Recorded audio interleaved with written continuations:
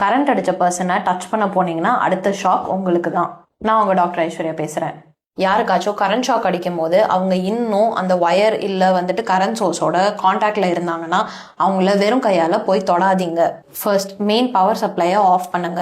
அது முடியலன்னா அவங்க இன்னும் காண்டாக்டில் இருக்கிறத பிரேக் பண்ணும். வெறும் கையால் பண்ணாதீங்க, மெட்டலால் பண்ணாதீங்க, ஈரமாக இருக்கிற எதாலையும் பண்ணாதீங்க. ஒரு ட்ரை மரக்குச்சி இல்லை பிளாஸ்டிக் இல்லை ரப்பரை மட்டும் யூஸ் பண்ணுங்க.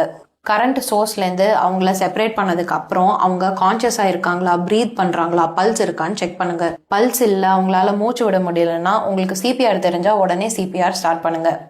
ஆம்புலன்ஸ்க்கு கால் பண்ணுங்க. கரண்ட்லேருந்து செப்பரேட் ஆனதுக்கப்புறம் சில பேர் தானாக கான்சியஸ்னஸை ரீகெயின் பண்ணிடுவாங்க. ஆனாலும் அவங்கள டாக்டர் கிட்ட கூட்டிகிட்டு போங்க. எலக்ட்ரிக் ஷாக் அடித்ததுக்கு அப்புறமும் ஒருத்தங்க கான்சியஸாக இருந்தாலும் அவங்களுக்கு ஹார்ட்டில் பாதிப்பு ஏதாவது ஏற்படலாம். கரண்ட் ஷாக் அடித்தவங்களுக்கு தோல் மேலே பர்ன்ஸ் இருக்கும். இதில் டூத் பேஸ்ட், எண்ணெய், மஞ்சள்னு எதுவும் அப்ளை பண்ணாதீங்க. எலக்ட்ரிக் ஷாக் இல்லை லைட்னிங்னால வர பர்ன்ஸ் எல்லாம் வெளியில் மட்டும் கிடையாது, உள்ள உடல் உறுப்புகளை பாதிக்கும். எலக்ட்ரிக் ஷாக்னால பாதிக்கப்பட்டவங்கள இமீடியட்டாக ஹாஸ்பிட்டலுக்கு கூப்பிட்டு போங்க. இந்த மாதிரி சிம்பிளான மெடிக்கல் இன்ஃபோக்கு இந்த பேஜை ஃபாலோ பண்ணுங்கள்.